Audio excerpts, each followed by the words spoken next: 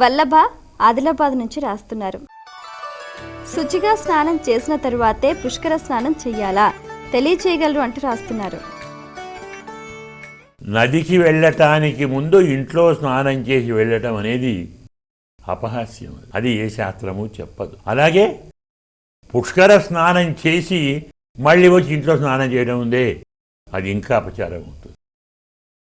పవిత్రతను సంపాదించుకోవటానికి పవిత్రుడైపోవాలి. అదేంటి, అలాంటి నియమం ఎక్కడా లేదు. సలక్షణంగా నిత్యకృత్యాలు ఒక ప్రక్షాళనం చేసుకొని స్వామికి నమస్కారం చేసి అమ్మను ప్రార్థించి వెళ్ళి స్నానం చేయండి. అక్కడే అనుష్ఠానం చేసుకోండి. అక్కడే దానం, హోమం, మంత్రం, జపం ఇలాంటివన్నీ చేసుకొని దర్శనం చేసుకొని అప్పుడు తిరిగి రండి. అంతే తప్ప ఇంట్లో స్నానం చేసే వెళ్ళాలి, ఇంట్లో ఇంకేదో చేసుకొని వెళ్ళాలి, ఇలాంటివన్నీ చాలామంది అపోహలుగా కల్పిస్తున్నారు. పరిశుద్ధి చేస్తుందే, అపరిశుద్ధిని చేస్తుంది. మనం పరిశుద్ధిగా ఉంటే మళ్ళీ పరిశుద్ధి ఎందుకు? ఎలా మనం లేచామో అలా వెళ్ళి స్నానం చేయండి. మీ సకల దోషాలు, మనం మంత్రం చదువుకున్నాం, సర్వ పాపములని చెప్పుకున్నాం కదా, అన్ని రకాల పాపాలను పోగొడుతుంది. అన్ని రకాలంటే మానసిక పాపాలు, వాచిక పాపాలు, కాయిక పాపాలు. కాయిక దోషాలు వేరు, కాయిక పాపాలు వేరు. శరీరానికి అంటిన మురికి కాయిక దోషం, శరీరం చేసేటువంటి హింస కాయిక పాపం. ఒకడిని కొట్టాం కదా, పాపమే కదా. ఒకడిని లాగాం, ఒకడిని సొమ్ము హరించాం, ఇవన్నీ పాపే, శారీరక పాప. నోటితో దూషించాం, వాచిక పాప.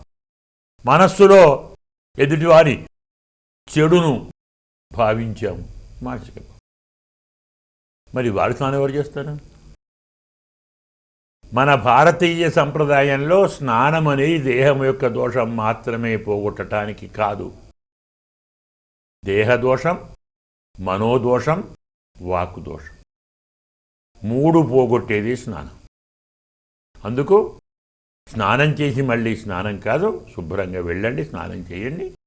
మనకు ఇదే స్నానం సకామ స్నానం అయితే, అంటే కోరికలతో ఉంటే, దీన్ని వ్రతంగా ఆలోచించదలుచుకున్నప్పుడు ఆ వ్రత సిద్ధి కోసం, వ్రత స్వీకరణ కోసం ఇంట్లో స్నానం చేసి వ్రత స్వీకార సంకల్పం చేసి బ్రాహ్మణుడితోటి సంకల్పాన్ని చేయించుకొని వారికి దక్షిణా తాంబూలాలు ఇచ్చి వారి అనుమతితో వెళ్ళి స్నానం చేయాలి.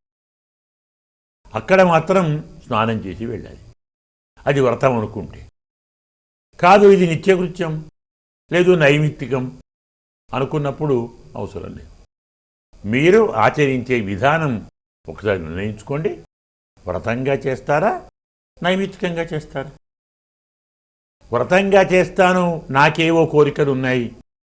కృష్ణవేణి స్నానము మనకు ఉన్న కోరికలలో తీర్చని కోరిక అంటూ లేదు.